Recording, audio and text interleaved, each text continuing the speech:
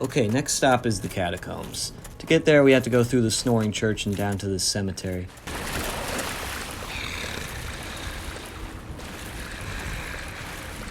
These skeletons are a real pain if you just started the game, so it being right here at the beginning of the game can have first-time players thinking this is the first area they should explore. This could be taken as a flaw of the open-ended design of Dark Souls' world, but it does telegraph the least cautious route to the player pretty well, so the Catacombs are more of a fun, challenging first spot for a playthrough. Here's a great view of what many people call the Otherberg. I've already talked to death about my love for these out-of-reach views, so I won't repeat myself here.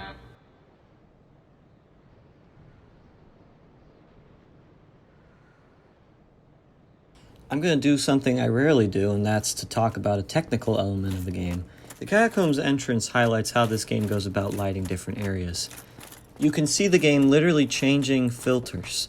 It's a pretty simple trick, but it isn't so jarring when you're entering a dark interior like this. This little abyss has a bunch of floating Mitch McConnells that will explode if you get too close to them. One of the stranger enemy designs, but I like it. The Catacombs is also a place where I can talk about how many types of undead Dark Souls has. There's the standard undead, who are the result of the curse that brands them with the dark sign, but then there are also ghosts who haunt New Lundo, so that's two different types of undead already.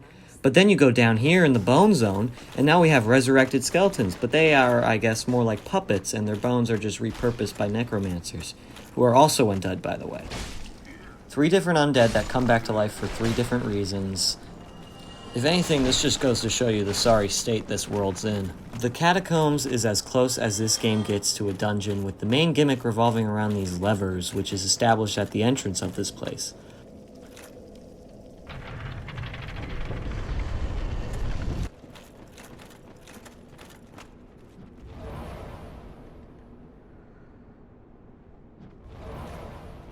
I love these skeletons so much. They have some of the most comedic animations in the game, with them launching themselves at you and then falling apart when they miss their target. They reassemble themselves, and they just overall have this very slapstick design to them. It kind of creates this weird juxtaposition with all these skeletons just yucking about in this otherwise eerie burial ground. The necromancers are absolute cowards, throwing projectiles at you and then running away the second you get close to them. As long as they live, the skeletons will repeatedly come back to life, but after killing the necromancers, they lose that ability, which is one of the few dynamic relationships between enemies in this game. Going down this path and dodging a few Feinsteins, we pull this lever and question why anyone would design such a contraption as you cross the bridge.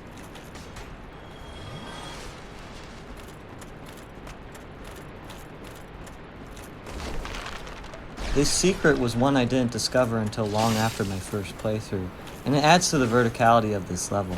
The Catacombs are full of these, and they just really add to the dungeon feel of this place.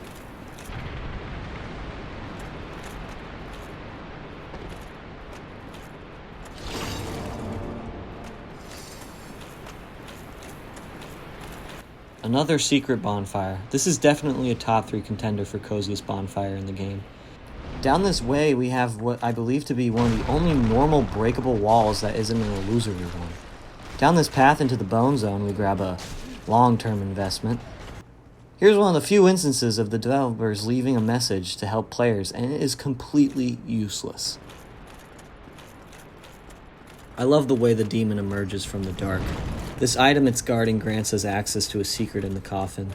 Laying in this coffin can lead to an intense moment, followed by a cutscene of skeleton tomfoolery.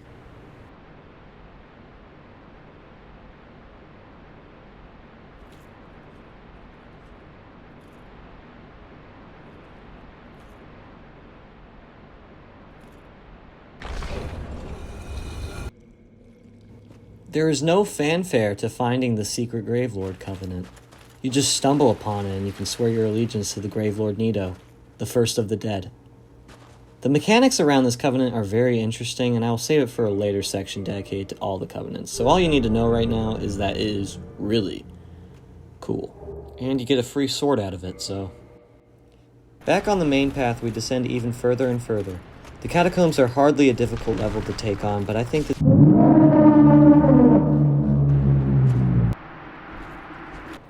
Once you clear this building of the last necromancer of the area, you are now in the clear. You can go into the valley, no problem.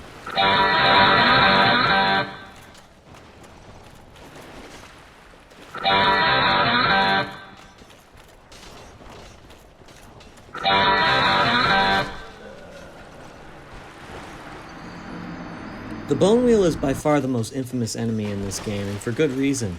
It's not that its attack isn't well telegraphed to the player, it's just that the damage is scaled insanely high, and the developers decided to populate this area with far too many of them. Despite all this, they are still pretty funny.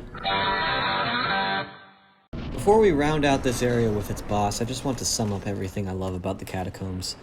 These secret paths hidden all over the place not only reward players who are willing to explore, but also make sense in this burial ground setting.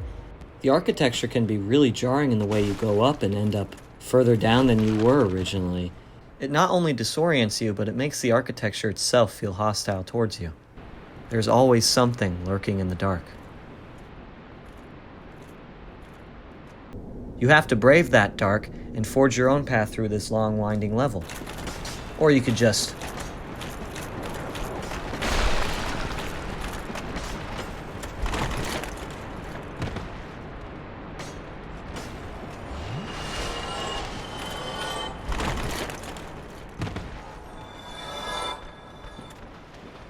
You would think that because of how difficult it can be to get to the boss, that the boss itself might actually be just as challenging.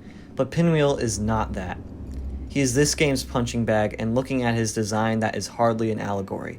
He does have some interesting lore, and I will try to discuss that in the short time frame it takes to kill him. Pinwheel got his necromancy power from Nito by stealing it. The three masks Pinwheel wears each respectively represent a father, mother, and child, and is led many to believe that Pinwheel was once three separate people. After the loss of his child and wife, the father learned necromancy powers in an attempt to bring his family together, and he succeeded, but not in the way one would hope. Pinwheel's story tells of a man seeking to escape the natural order of things out of a selfish desire, resulting in failure and dragging others down with him, a theme not uncommon to the series.